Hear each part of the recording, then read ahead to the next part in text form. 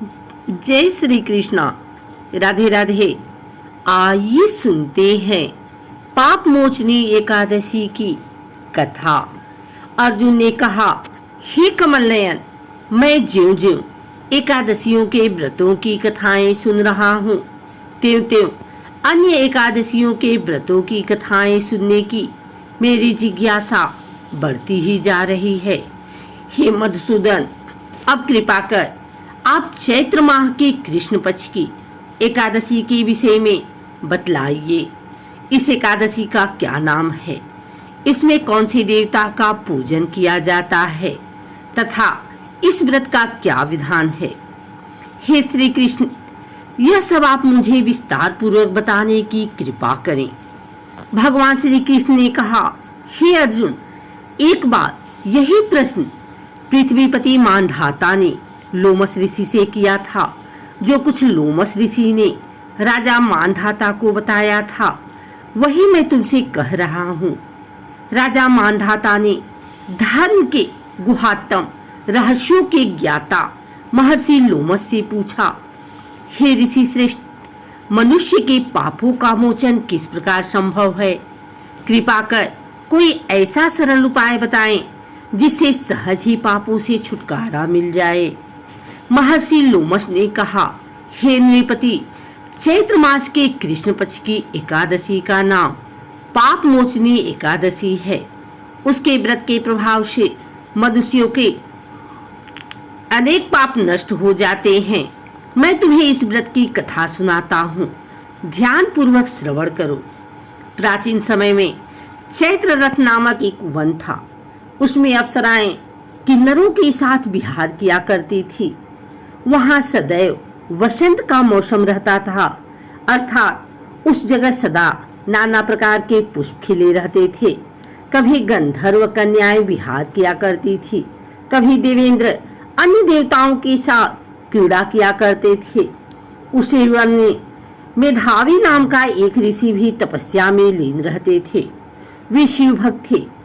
एक दिन मंजू घोषा नामक एक अप्सरा ने उनको मोहित कर उनकी निकटता का लाभ उठाने की चेष्टा की। इसलिए वह कुछ दूरी पर बैठे बीड़ा बजाकर मधुर स्वर में गाने लगी। उस समय शिव भक्त महर्षि मेधावी को कामदेव भी जीतने का प्रयास करने लगे। कामदेव ने उस सुंदर अप्सरा के भ्रू का धनुष बनाया, कटाक्ष को उसकी प्रत्यंचा बनाई और उसके नेत्रों को मंजू घोषा अप्सरा का सेनापति बनाया। इस तरह कामदेव अपने शत्रु भक्त को जीतने को तैयार हुआ। उस समय महर्षि मेधावी भी युवावस्था में थे और काफी हृष्ट पुष्ट थे। उन्होंने यज्ञोपवीत तथा दंड धारण कर रखा था। वे दूसरे कामदेव के समान प्रतीत हो रहे थे।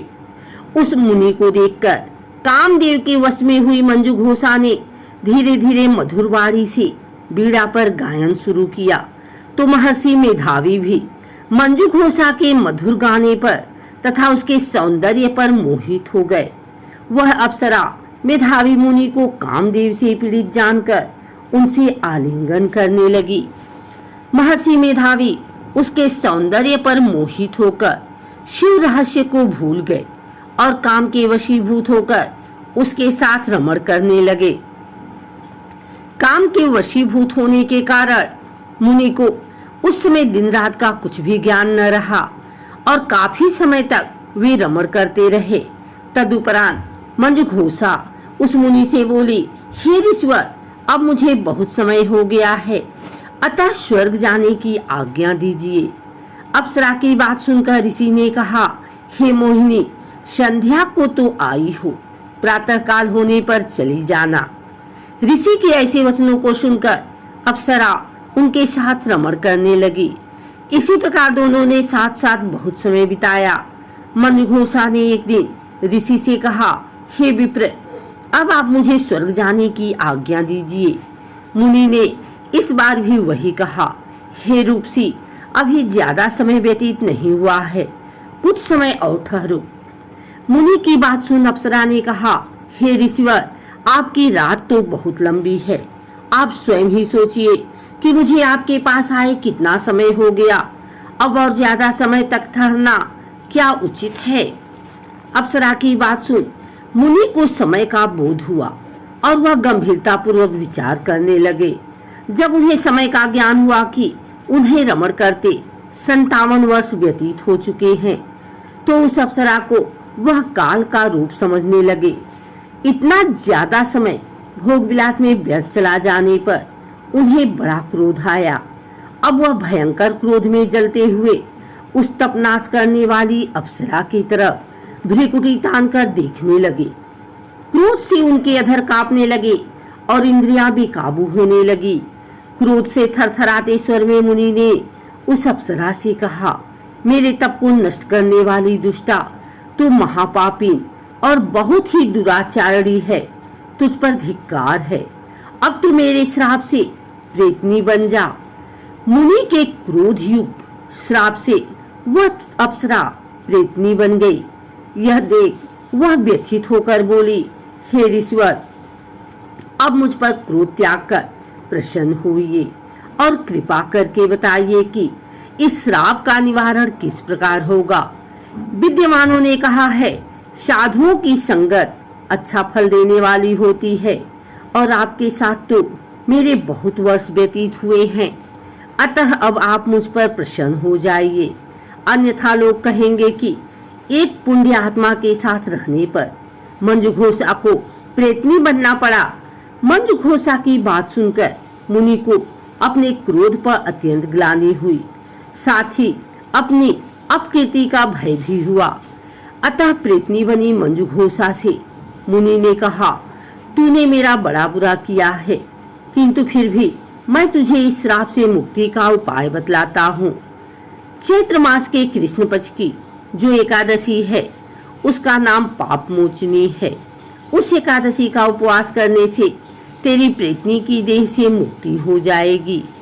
ऐसा कहकर मुनि ने उसको व्रत का शब्द विधान समझाया। फिर अपने पापों का प्रायश्चित करने के लिए वे अपने पिता च्यवन ऋषि के पास गए। च्यवन ऋषि ने अपने पुत्र मेधावी को देखकर कहा, हे पुत्र, ऐसा क्या किया है तूने कि तेरे सभी तप नष्ट हो गए हैं, जिससे तुम्हारा समस्त तेज मलिन हो गया है। मेधावी मुनि ने लज्जा से अपना सिर झुकाकर कहा, पिताश्री, मैंने एक अप्सरा से रमण करके बहुत बड़ा पाप किया है। इसी पाप के कारण संभवतः मेरा सारा तेज और मेरे तप नष्ट हो गए हैं। कृपा करके आप इस पाप से छूटने का उपाय बतलाइए।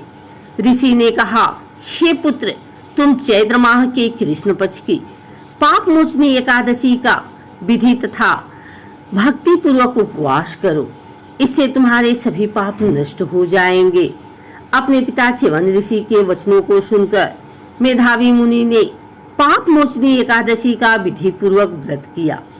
उसके प्रभाव से उनके सभी पाप नष्ट हो गए। मंजू घोषा अप्सरा भी पाप मोचनी एकादशी का उपवास करने से प्रेतनी की देह से छूट गई और पुनः अपना सुंदर रूप धारण कर स्वर्गलोक चली गई। लोमस मुनि ने कहा, हे राजन, इस पाप मोचनी एकादशी के प्रभाव से समस्त पाप नष्ट हो जाते हैं। इस एकादशी की कथा के श्रवण व पठन से 1000 गौदान करने का फल प्राप्त होता है। इस उपवास के करने से दूसरों की हानि पहुंचाने वाले, स्वर चुराने वाले, अगम्यागमन करने वाले आदि भयंकर पाप भी नष्ट हो जाते हैं और अंत में स्वर्गलोक की प्राप्ति होती है। इस कथा से स्पष्ट विदित है कि शारीरिक आकर्षण ज्यादा समय तक नहीं रहता। शारीरिक सौंदर्य के लोभ में पड़कर मेधावी मुनि अपने तप संकल्प को भूल गए।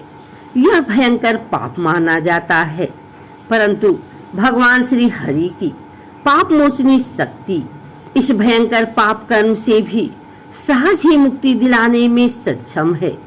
जो मनुष्य सत्कर्मों का संकल्प करने के बाद में लोभ, लालच और भोग विलास के वशीभूत होकर अपने संकल्प को भूल जाते हैं, वे घोर नरक के भागी बनते हैं।